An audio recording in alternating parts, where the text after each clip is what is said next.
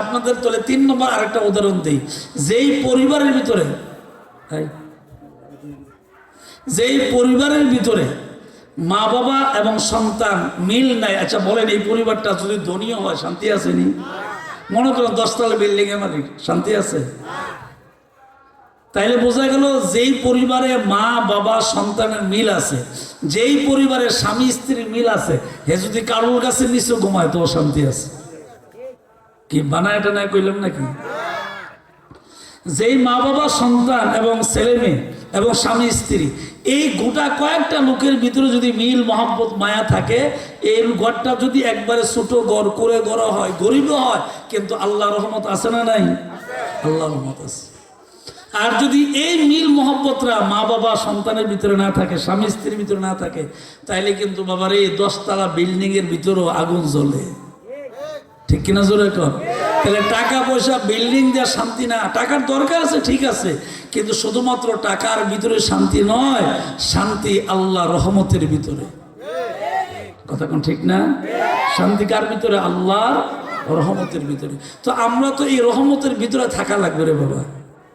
তাহলে আমি আয়াতের শেষ অংশ বোঝাইতে যে আমি আপনাদের কি কথা বোঝাইলাম, আল্লাহ যে বলছেন তোমরা তোমাদের মা বাবার খেদমত করো। তো আল্লাহর তো কোনো মা বাবা নাই, আল্লাহ তো কারো কাছ থেকে জন্মগ্রহণ করেন নাই, কাউকে আল্লাহ জন্ম দানও করেন নাই।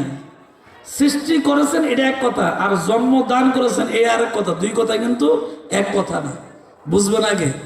সৃষ্টি করেছেন উনি তো খালেক, উনি সৃষ্টিকর্তা, আমরা মাখলুক, আমরা সৃষ্টিজীব। তো সৃষ্টিকর্তার কাম ওই সৃষ্টিজীব, সৃষ্টি করা। তো সৃষ্টি করা আর জন্ম দেওয়া দুইটা কি এক?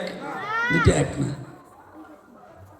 তো আল্লাহ পাক স্রষ্টা, উনি সৃষ্টি করেছেন, কিন্তু আমরা যেইভাবে বিবাহের মাধ্যমে দাম্পত্য জীবনের মাধ্যমে জন্মদান করি, আল্লাহ কি এরকম জন্মদান করছিনি?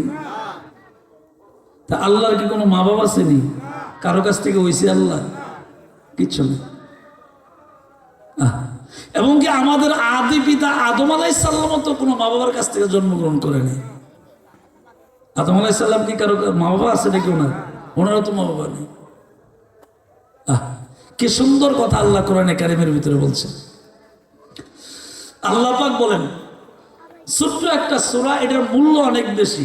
এই সূরাটা যদি কেউ ইখলাসের সহিত 3 বার তেলাওয়াত করে, আল্লাহ তাআলা ওই বান্দা এবং বান্দির আমল নামার ভিতরে 1 খতম কোরআন শরীফের সওয়াব লিখে দেন। এত আস্তে সুবহানাল্লাহ বলি তো না, আরো জোরে কোন সুবহানাল্লাহ।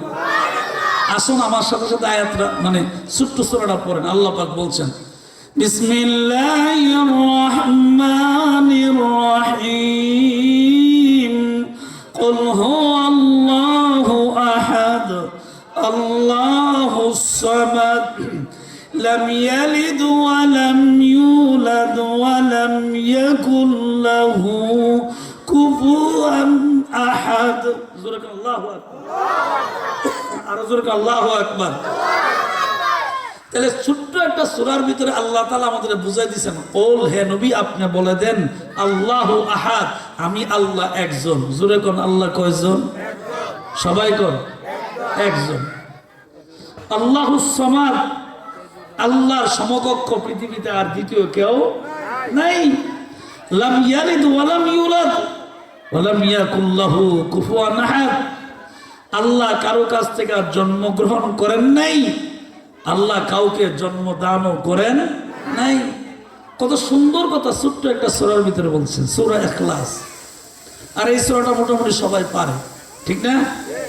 তাহলে আল্লাহর নবী 1500 বছর আগে আমাদেরকে বলে গেছেন, আমার কোনো উম্মত যদি এই সূরাটা ইখলাসের সহিত মানে আল্লাহর প্রতি তাওয়াক্কুল ভরসা করে ইখলাসের সহিত যদি কেউ 3 বার পড়ে, আল্লাহ তার আমল নামায় 1 খতম কোরআন শরীফের সওয়াব দান করে। আমরা পড়ার দরকার আসেনি? কথা কোন আসেনি?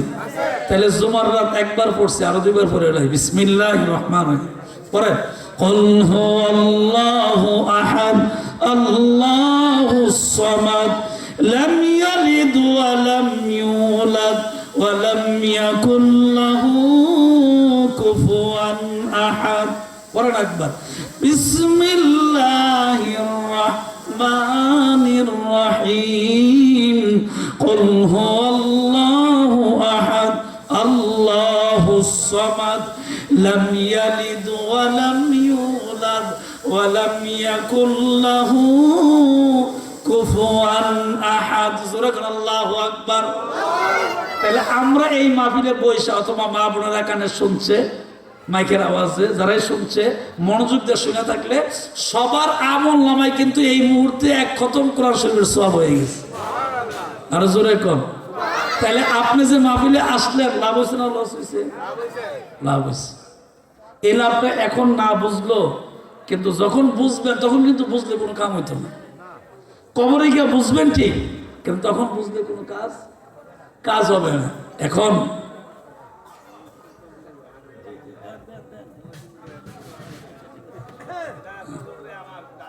আচ্ছা ঠিক আছে,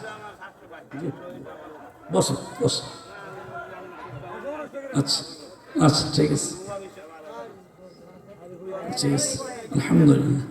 দোয়া চাইছেন, দোয়া চাইতেই পারে মানুষ, চাইতে পারে না, অধিকার আছে না। হুজুর আমরা সত্যি হইনে আইছি, দোয়া চাইছি, আল্লাহ কবুল করুক, বলেন আমিন। যাক, আমি যে কথাটা আপনাদের বুঝাইতে চাইলাম তাহলে এই মাহফিলে আসার কারণে কিন্তু এক খতম কোরআন শরীফের সওয়াব আমাদের হয়ে গেছে, আল্লাহ যদি পছন্দ করে থাকে। আর আল্লাহ আমাদেরকে না দিয়ে দিব কারে কোন? আমরা তো আল্লাহরে মানি কি মানি না? তাহলে এই আশা কি করতে পারি না যে আল্লাহ আশা করেই তো তেলাওয়াত করছি, আল্লাহ তুমি সওয়াবটা দিয়া দাও। সুবহানাল্লাহ। জোরে কোন, জোরে কোন আলহামদুলিল্লাহ। আল্লাহ দিলে পারে না? আল্লাহর কাছে অভাব আছে নি? কোনো অভাব নেই। আল্লাহ কোরআনে কারীমের আরেক জায়গায় বলছেন, লা তাকনাতু মির রাহমাতিল্লাহ ইন্নাল্লাহা ইয়াগফিরুজ যুনুবা জামিআ ইন্নাহু হুয়াল গফুরুর রহিম।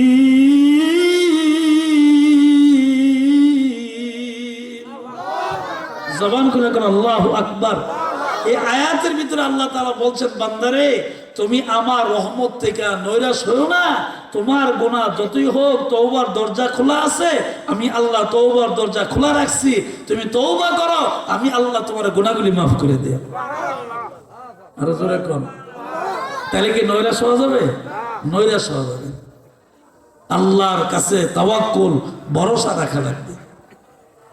হ্যাঁ, এবং আয়াতের শেষ অংশে আল্লাহ পাক বলছেন, নিশ্চয়ই আমি আল্লাহ ক্ষমাশীল এবং দয়ালু। সুবহানাল্লাহ কইবেন না? আল্লাহ ক্ষমাশীল এবং কি দয়ালু। আল্লাহর ক্ষমাও আছে, দয়াও আছে, ঠিক কিনা জোরে কোন।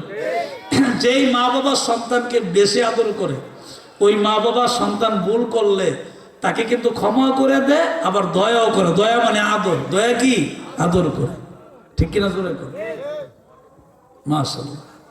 এই যে মনোযোগ দিয়ে কথাগুলি শুনতেছেন, আমার কাছে খুব ভালো লাগতেছে। ওয়াজ তো ডেলি করি।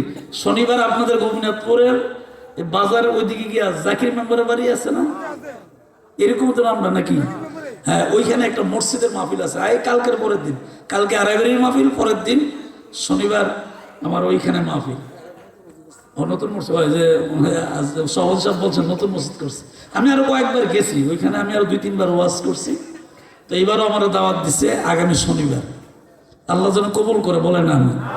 ওইখানে ইনশাল্লাহ আজকে যে একটা বিষয় নিয়ে কথা বলছি, যদি আল্লাহ আমাকে বাঁচায় রাখেন শনিবার পর্যন্ত, ইনশাল্লাহ ওইখানে আরেকটা বিষয় নিয়ে কথা বলবো, আপনারা সবাই যাবেন। এবং আরেকজন ভালো বক্তা আসবেন নরসন্দী থেকে, আমি যতটুকু আমাকে জানাইছেন আমি জানতে পারছি। যাক, এটা ফাঁকে তো বললাম আর কি, মাহফিলে জামানের লিখে সওয়াব তো গেলেই সওয়াব, ঠিক কিনা জোরে গেলেই সওয়াব। আগামী 4 তারিখ আমার বাড়ির পশ্চিম পাশে একটা দুরুল গ্রাম আছে না, এই গ্রামটার লগে ছোট্ট একটা মহল্লা আছে, এটা দেখো শানখোলা। কি খোলা? শানখোলা। আগামী 4 তারিখ বুধবার, মানে আগামী বুধবার 4 তারিখ শানখোলার মাহফিল, ওইখানে আমার দাওয়াত আছে ইনশাআল্লাহ। আলহামদুলিল্লাহ। মানে আমি কিন্তু অনেক খুশি কেন যে আমার মনে অনেক আনন্দ। এর মাত্র একটা কারণ কি, আল্লাহর কসম আমি অহংকার করে বলছি না, মানে আমার এলাকার মানুষ আমাকে যত সম্মান করে, আমি এগুলির প্রতিদান কোনোদিন আমি দিতে পারবো না। এটা আমার কাছে দেওয়ার মতন কিছু নেই। শুধুমাত্র এতটুকুই আপনাদের জন্য দোয়া করতে পারবো, আমি তো আপনাদের আর কিছু দিতে পারবো না। কারণ এলাকার সমস্ত মানুষরা, যে আমি তো আর কোনো রাজনীতি করি না, কোনো দলও করি না, কিন্তু সমস্ত দলের মানুষরা আমার ভালোবাসে। এমন কোনো মাহফিল নেই যে মাহফিল আমার দাওয়াত নেই। হ্যাঁ, সমস্ত মাহফিলে আমাকে দাওয়াত দেয়। কারণ আমি আমার সবসময় আমার আব্বাজান যেভাবে চলে গেছে আমি ওই নীতিতে চলার চেষ্টা করি, যদিও আমি তখন ছোট ছিলাম, কিন্তু আব্বাজানের কথাবার্তা চলাফেরা দেখছি তো আমি। খুব নরম তবিয়তের ছিলেন, সুললিত কণ্ঠের অধিকারী ছিলেন। মনোজাত করলে ওই যে তারা বলতে যে মনোজাত করলে এমন কোনো মানুষ নাই আব্বার মনোজাতে কান্ত না, চোখের মনে আসে না, এরকম কোনো মার সন্তান আছে। যতই মন শক্ত তো মন্নান হিসাব দোয়া করলে গড়িয়ে গড়িয়ে পর্যন্ত কাঁদছে। কারণ এগুলি আব্বা তো সতরা শরীফ, আব্বা তো ওনার নিজের বংশপীঠ ছিল, শ্বশুর বাড়ি আড়াই বাড়ি এই বংশপীঠ, আবার সতরা শরীফের খলিফা ছিল, তো সব দিক দিয়ে তো অলি, ঠিক কিনা জোরে এখন? তো অলিদের দোয়া আমার আব্বার উপরে ছিল না, আবার এই দোয়াটা তো আমার উপরেও আছে, ঠিক কিনা জোরে এখন? এটা আমার অহংকার না, আমি অন্তর থেকে বলছি। এলাকার মানুষ আমাকে যে ভালোবাসে, এই ভালোবাসার প্রতিদিন আমি কোনোদিন দিতে পারবো না, কারণ প্রত্যেকটা মাহফিলে আমাকে দাওয়াত দেয়। এর চেয়ে আর কি পাওয়ার আছে? আর কি পাওয়ার আছে বলেন? যাক, আমি মূল কথার দিকে যাই। আমি যেটা আপনাদের বোঝাইতে চেয়েছি তাহলে এই আল্লাহ পাক বলছেন যে তোমরা তোমাদের মা বাবার খেদমত করো। সুবহানাল্লাহ, জোরে করো। তো আমি কয়েকটা আয়াত পড়ছি, একটা সূরা পড়ছি এবং সওয়াবের নিয়তে। তাহলে আমি কি বুঝলাম যে আল্লাহ তাআলা আমাদেরকে যে বিষয়গুলা করছেন, বলে দিচ্ছেন, তাহলে এই বিষয়গুলো স্পষ্ট যে আমরা আল্লাহ এবং রসুলের কথা মেনেই জিন্দেগি করলে আল্লাহ পরকালটা আমাদের জন্য সুন্দর করে দিবে এবং আল্লাহ তাআলা জান্নাতের মেহমান বানাবেন। জান্নাতুন তাজরি মিন তাহতিহাল আনহার খালিদিনা ফিহা আবাদা। এমন এক জান্নাতে বসবাস করবো আবাদান আবাদান, চিরকাল, যেটা শুরু আছে কোনোদিন শেষ নেই।